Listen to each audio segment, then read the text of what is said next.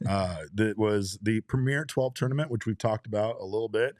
We had a little bit of fun tracking that, and especially Yu-Min Lin and Taiwan winning the Premier12 over the defending champion Japan, who was defeated after a 27 game winning streak. Yeah, I keep like rereading this article on the Premier12 website because I don't know if I believe that this is possible. But yes, they don't play very many games. They don't this play would be that like many a games. 4 season winning streak, right? Right. Yeah. I don't know exactly how many games you play in a given Premier12 tournament, but yes, according to this article on the Premier12 website, yeah, Japan had won 27 consecutive games going into that championship against Chinese Taipei, and that dates back to 2022. So yeah, it's pretty remarkable what Japan had accomplished, and they came into this game as favorites, and they did not win, Derek, because Yu-Min Lin pitched well,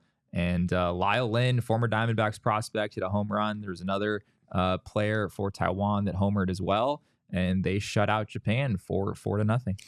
Lin started the game. He went 4 innings. He allowed only 1 hit, no earned runs, 2 walks, and 3 strikeouts.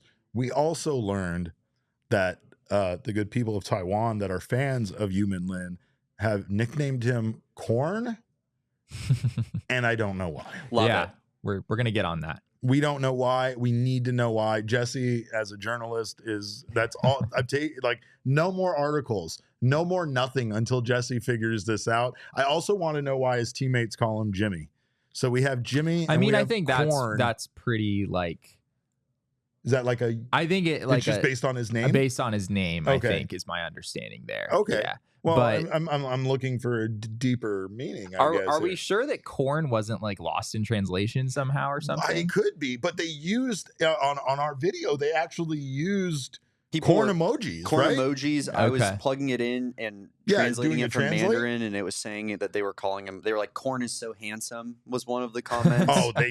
Yu-Min Lin is he's adorable, such a sweet, cute boy. Yeah, he's our handsome boy, Yu-Min Lin. Derek, I'll go as far to say is no more nominations for Jesse until he finds out what the origin of corn was. And there's no way we're going to promote him being a part of this writing awards thing without, like, that's the real story, and he hasn't delivered that to us yet. So I don't know. I mean, the Premier12 also doesn't happen every year, so that's the other thing about Japan's winning streak, right? I think, and I need to dig into this more to fully understand, but I think the win streak is outside of just the tournament. So I think Japan came in like the World Baseball Classic, things like that, or I'm not sure if they're including the World Baseball Classic in that.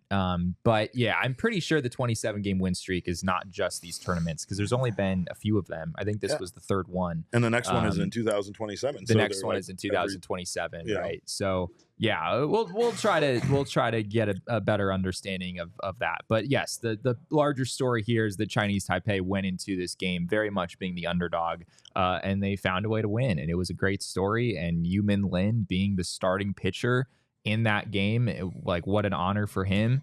And as I wrote in that story a week or so ago, like, this is a guy who loves his country and who wants to show kids back home in Taiwan that, like, this is possible. Baseball is huge in Taiwan, but it's not the easiest thing in the world to do, and there have not been a whole lot of major leaguers over the years that have come out of that place. So moving forward, I think we might start to see a few more of them. Well, and that's one thing that was tremendous in your article about Yu-Min Lin, is that he wants to be that for the younger generation of Taiwanese baseball players. And again, this is an amazing step in the right direction, especially defeating someone, a team as good as Japan in the championship like this. So credit to them. They are the global champions. So and they get to hold that crown for 3 years. So that's kind of fun. That's good. That's good bragging rights. Team USA bronze. Hey, could be worse. Could be worse. At least they medaled. Right? Matt Shaw wasn't. Matt Shaw and Rich Hill, just weren't quite what Team USA needed them to be. Yeah, well, I mean, Dick Mountain ain't what it used to be, Jesse. That's the way that works. The Team USA roster was we'll just say it left a little something to be desired from what it maybe could have been for sure, with a little bit more participation. So we don't see the best of best U.S. players participating in this tournament necessarily, but particularly still from a pitching standpoint. Yeah. Sure. Well, I mean, even offensively, I mean, Matt Shaw isn't a major leaguer, right? Like he's a top prospect. I don't know if there were any current major leaguers that were actually there on the position player side. Yu-Min Lin, also not a major leaguer, but also starting in the championship game. So it's kind of the way that tournament goes. However, that's our champion. That's our bad Jimmy. Ernesto, he's with me. I've been making that joke all day. He said there's a Jimmy crack corn joke in there somewhere. I agree with that. Gabriel says corn in Mandarin sounds like Yumi. So maybe like the Yumi is like Yu-Min Lin. Like Yumi might be a nickname.